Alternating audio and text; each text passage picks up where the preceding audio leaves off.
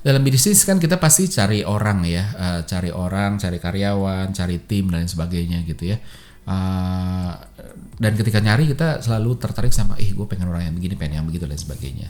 Tapi saya berandai-andai kalau disuruh cuma boleh punya satu personality trait. Jadi apa sih personality apa yang kita yang gue akan pilih dari seseorang yang akan gue hire gitu ya. Bukan cuma orang marketing, bukan produk, bukan CX gitu ya. Bukan sales, bukan cuma sales gitu maksudnya, tapi artinya semua gitu ya. Yang paling mahal menurut gue adalah empathy gitu. Kenapa? Banyak banget bisnis buang-buang uang karena gagal berempati gitu. Jadi kita bikin macam-macam, bikin produk aneh-aneh, bikin marketing activity, event, iklan, gamification dan lain sebagainya. Berpikir konsumen akan butuh dan nunggu gitu ya. Padahal enggak gitu ya. Dan ini ngabisin uang banyak banget, plus waktu plus effort gitu. Nah, contohnya waktu kita bikin produk gitu ya, kita berpikir konsumen akan butuh nih feature ini tuh. Terus dipikirin sedetail-detailnya, begitu di launch orang nggak banyak pakai gitu ya. Terus waktu bikin marketing activity, entah iklan, entah event, entah gamification, orang pikir orang akan nungguin. Di bayangan kepala kita orang akan nungguin nih. Maka itu habis itu orang bikin teaser gitu ya. Saya salah satu orang yang udah nggak begitu percaya lagi sama teaser. Kenapa? Karena kita bikin teaser seolah-olah orang tuh perhatiin ngomongin itu apa ya, terus nungguin ya udah tungguin dia bakal keluar nih teasernya udah ada gitu ya. Padahal sehari-hari konsumen nggak gitu. Setidaknya di sebagian besar brand ada brand-brand yang ditungguin, ada yang nggak gitu ya. Tapi sebagian besar nggak. Mereka sibuk jalan hidup masing-masing, nggak fokus sama brand, nggak fokus sama kita, bodo amat gitu loh. Lu mau ngapain gitu, gue jalanin aja. Kalau kebetulan jalannya ketemu, nah baru dia perhatiin. Tapi kalau jalannya paralel, dia perhatiin aja nggak gitu ya. Jadi nggak peduli iklan baru, bukan berarti nggak bisa dibikin tertarik gitu ya. Tapi mereka nggak nungguin dan nggak anticipate gitu ya. Gue gambarinnya kayak kita lagi nyiapin iklan gitu ya.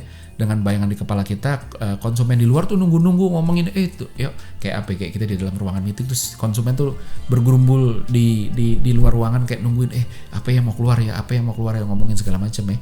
Padahal kenyataannya enggak. Waktu kita lagi sibuk ngomongin sesuatu, orang itu sibuk dengan hidupnya sendiri-sendiri, enggak mikirin si brand ini akan keluar apa ya, enggak, sama sekali enggak gitu. Jadi harus hati-hati gitu. Kita seringkali bayangin seolah-olah orang tuh nungguin kita. Makanya tuh habis itu kita masuk ke sana dan menjadi bias di sana. Nah, ini sering terjadi ketika kita bikin iklannya kita plototin super detail, satu persatu diliatin, seolah-olah orang nonton iklannya tuh satu persatu diliatin kayak tunggu deh, ini detik sekian kok ngomongnya kok nggak pas ya, ini kok di sini kok ekspresinya aneh ya, kan waktu bikin iklan gitu ya, seolah-olah orang nontonnya begitu gitu ya. Bukan berarti itu habis itu nggak penting ya, itu boleh juga perfection ya, namanya perfection, why not gitu ya. Tapi nggak jarang ini dilakukan dengan mengorbankan rasa. Akhirnya ada rasa yang yang bikin orang malah nggak dapet rasanya karena kita terlalu sibuk sama detailnya gitu ya. Nah, kenapa sih ini bisa terjadi gitu? Yang pertama ada yang namanya spotlight bias. Spotlight bias itu adalah tendensi orang untuk merasa atau untuk berpikir kita tuh, orang tuh merhatiin kita gitu ya. Contoh misalnya ini, saya ada dua contoh. Contoh pertama, ada satu orang teman gitu ya, teman baik dulu. Karakternya flamboyan, jaim gitu ya.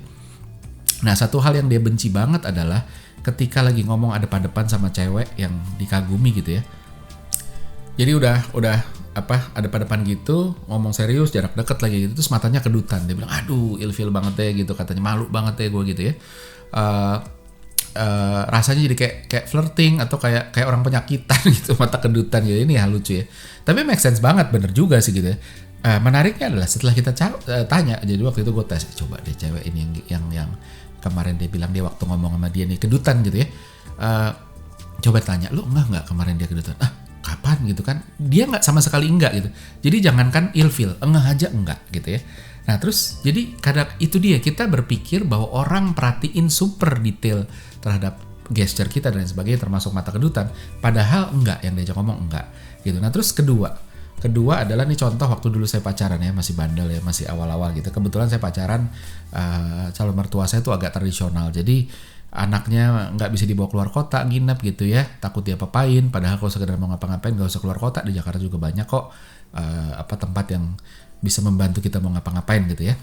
Nah akhirnya memberanikan diri, sesekali ngajak dia gitu, yuk ngajak pacar saya gitu ya, yuk kita ke jalan-jalan ke Bali yuk gitu ya. Mati gaya juga gitu, pacarnya di Jakarta mau ngapain lagi gitu ya, bukan mau ngapa-ngapain tapi kayak ya jalan-jalan bareng kan enak gitu ya. Nah terus dia bohong sama ortunya, dia mau ya udah deh gue bohong dulu gitu ya, bilangnya acara kampus gitu, terus berangkat lah kita ya ke sana. Terus tapi menariknya adalah waktu selama di sana dia nggak tenang, celingak-celinguk gitu ya, gelisah dan sebagainya, takut ada yang kenalin. Begitu pulang pun gugup di depan orang tuanya gitu ya. Orang tuanya sampai bingung kenapa gitu, tapi ya udah. Nah kenapa ini bisa terjadi? Karena kita tahu kita bohong sehingga dan ngumpet-ngumpet ya keluar kota ya, sehingga kita tahu apa yang kita salah dan kita berusaha untuk nutupin itu. Makanya kita deg-degan, kita gugup, kita hati-hati gitu ya. Padahal ortunya itu nggak akan tiba-tiba lagi anak pamitan ke acara kampus gitu ya, terus habis itu ortu terus mikir jangan-jangan ini anak ke Bali, kan nggak akan kepikir ke sana gitu. Jadi ini adalah spotlight bias. Kita berpikir bahwa orang-orang akan perhatiin kita, padahal kenyataannya enggak gitu ya. Nah yang kedua adalah ada yang namanya mental model atau konsep gitu ya. Jadi otak kita selalu berusaha untuk menciptakan konsep. Konsep ini adalah prediksi dan antisipasi akan apa yang bisa terjadi ke depannya gitu ya. Kalau ini begini tuh nantinya dia begini. Dan konsep itu berasal dari cues dan database. Nah itu menarik. Misal kalau udah sering banget ditodong sama orang yang tatoan, nextnya ketemu orang tatoan, dari jauh udah melipir atau bahkan kita putar balik gitu ya.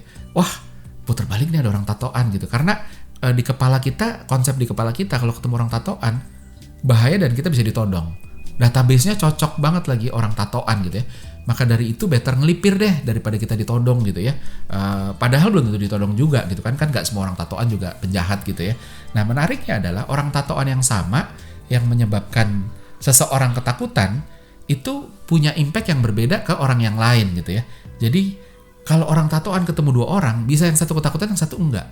Artinya memang realita itu dibentuk bukan di dunia nyata, tapi di kepala kita. Yang satu itu di kepalanya bayangannya orang tatoan ini penjahat sehingga dia melipir. Yang satu lagi di kepalanya adalah orang tatoan ini mah baik-baik aja, nggak apa-apa, keren, malah gue pengen deket, pengen lihat tatonya apa gitu. Jadi itu kan realita gitu ya. Jadi realita itu sebenarnya tidak konteksless. Realita itu ada konteksnya berdasarkan perseptif filter yang ada di otak kita gitu. Jadi arahnya ke sana. Jadi mental model itu bergantung sama pengalaman, bergantung sama aspirasi gitu ya.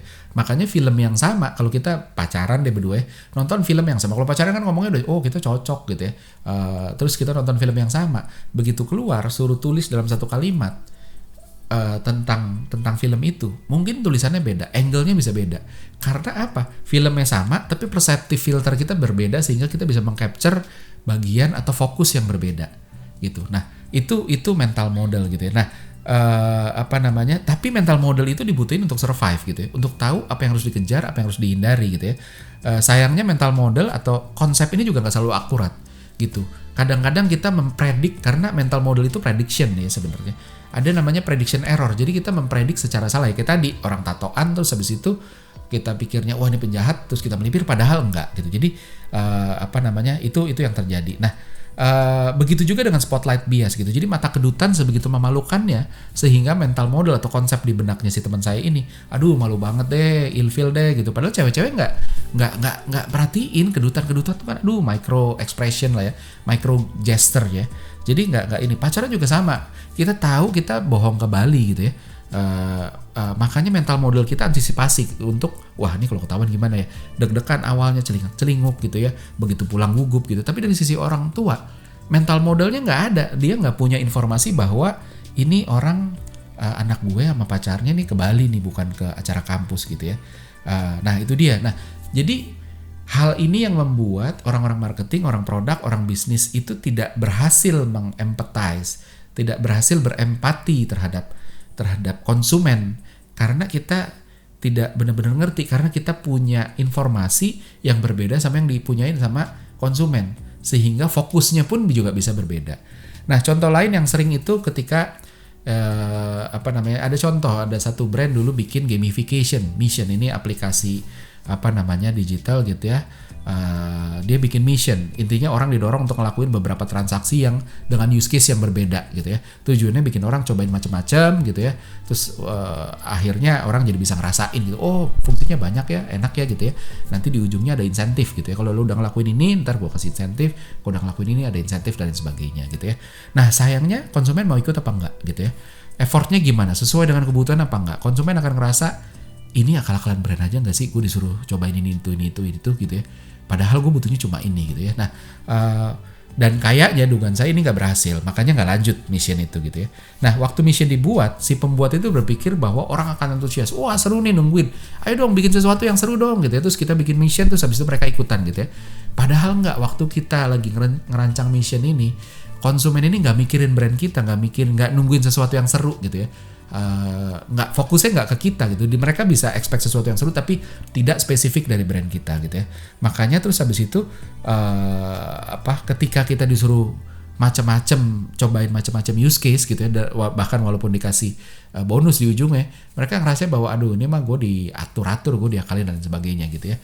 Nah paling sering sebenarnya ketika kita ngomong positioning atau brand message gitu, kita mendefinisikan itu, kita berpikir mereka peduli gitu ya. Mereka peduli, kita berpikir mereka menunggu positioning atau brand message kita.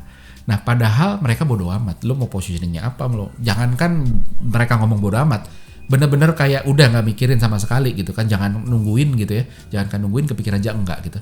Makanya harus punya attention grabber power untuk bikin orang-orang yang nggak nungguin, nggak ngeh aja, itu bisa datang tertarik gitu ya. Nah, so pertanyaan besarnya adalah kalau semua orang itu beda, terus gimana nyamainnya gitu kan? Justru itu bikin sesuatu harus bisa merancang konsep ini, konsep intinya tuh dengan pas. Ketika kita bikin iklan, gimana caranya iklan ini menarik buat orang dengan perseptif filter yang berbeda-beda. Kita harus ngedesain sehingga yang orang mau, yang kita mau orang fokus, itu benar-benar didesain supaya orang kefokusnya ke sini, nggak kemana-mana gitu ya. Nah itu yang bikin rumit gitu ya. Nah apakah ini berlaku sama semua brand? Apakah semua brand nggak nungguin activity atau hal yang menarik tentang brand ini? Nggak juga. Balik lagi ke brand hierarchy. Kalau belum nonton di, saya nggak tahu, lupa episode berapa, tapi nonton episode soal brand hierarchy. Itu ada level-levelnya. Nah ketika brand sudah berada di level yang lebih atas, dia punya kecenderungan atau konsumennya punya kecenderungan untuk lebih nungguin, untuk lebih involve, untuk habis ini apa ya. Semakin dia ke bawah, dia semakin nggak peduli, dia fokus sama hidupnya dan lain sebagainya gitu. Makanya kalau kalau brand kita masih di bawah, maka kita akan makin punya tuntutan untuk bisa lebih berempati, karena mereka nggak mikirin brand kita, mereka sibuk sama hidupnya. Tapi kalau brand kita semakin di atas, sama kayak gini ya, analoginya kayak ketika kita PDKT, awal-awal PDKT itu habis itu kita dikenal aja belum, kita orang yang invisible gitu ya. Si target PDKT kita, dia juga ini yang mana sih orangnya, gue nggak pernah tahu deh. Begitu teman yang ngomong ya, lu dideketin itu nggak tahu gue yang mana sih, kelas berapa sih dan sebagainya kan gitu ya. Nah tapi begitu kita sudah berhasil narik perhatian dia, bukan cuma sekedar dia engeh sama kita, tapi dia aware sama gerak-gerik kita jalan aja dikasih tahu, kita satu hari sepatunya ganti warnanya gitu, terus dia bisa kayak kemarin ada apa kok sepatunya ganti kan gitu ya, karena udah ketarik ke dalam. Nah jadi intinya adalah gimana caranya buat orang marketing, pertama sebisa mungkin ngebangun brand sehingga orang perhatiin brand kita gitu ya, dan itu susah banget. Itu baru level-level di atas baru bisa, kalau di bawah nggak akan bisa. Itu satu. Yang kedua adalah gimana caranya marketer atau nggak cuma marketer ya, orang produk, orang sales, orang bisnis lah ya intinya, itu benar-benar bisa mikirin dan bisa sadar bahwa konsumen itu nggak nungguin produk lo, konsumen tuh nggak nungguin iklan lo, konsumen tuh nggak nungguin diskon, penawaran dan lain sebagainya. Konsumen itu sibuk sama hidupnya, jadi jangan bikin sesuatu seolah-olah konsumen nungguin, karena ujung-ujungnya nggak akan kepake.